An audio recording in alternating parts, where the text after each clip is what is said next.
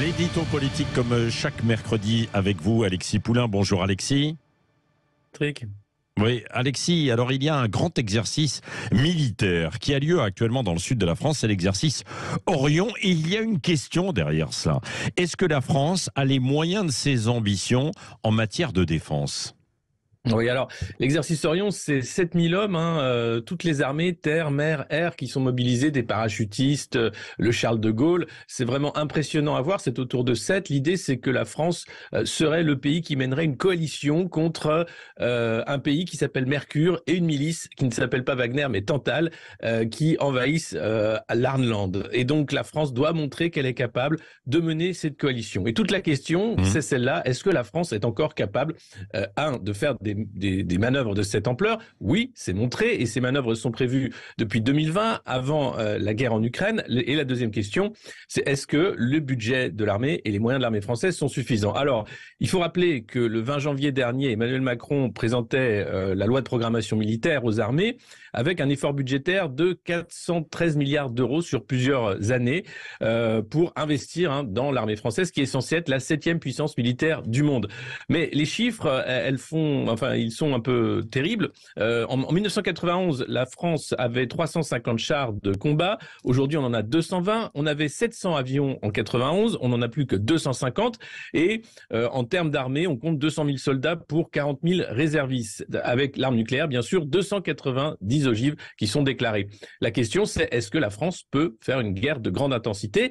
Et de nombreux experts militaires disaient que non, c'est impossible, qu'on serait rapidement à court de munitions. On a vu quand la France a donné des canons César pour aider l'Ukraine, eh bien c'était 25%, un quart du dispositif français qui partait en Ukraine. Alors, le contexte fait que on peut se demander si ces investissements vont permettre de rattraper le retard, parce qu'il y a d'abord la guerre en Ukraine qui a changé la donne, avec une guerre sur le sol européen qui montre que l'Europe, qui était devenue une sorte de havre de paix, se transforme en coalition otanesque guerrière et montre qu'elle est capable. Et puis, il y a la hausse de l'armement au niveau mondial. C'est le Spiri, c'est un think tank qui est en Suède, qui explique que les dépenses militaires ont pour la première fois dépassé 2000 milliards de dollars pour atteindre 2113 milliards de dollars en 2022.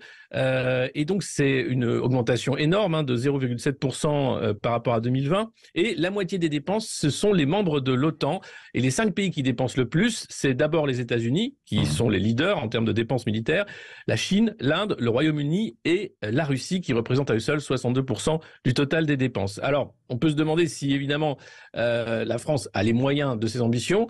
Une chose est claire, c'est qu'avec Emmanuel Macron, la France se réarme et met les moyens dans l'armée, dans un contexte de plus en plus incertain. Et cette manœuvre, Orion, justement, a pour but de montrer que la France peut être un pays leader en matière militaire, parce que en Europe, appelée de ses voeux la défense européenne, eh bien, sans la France, il n'y a plus de défense européenne. C'est l'armée française, fort de ses 200 000 hommes, et la dissuasion nucléaire française qui fait finalement la défense européenne. Merci Alexis Poulain. Vous reviendrez tout à l'heure à 9h moins 20 dans Tout se discute face à Elisabeth Lévy.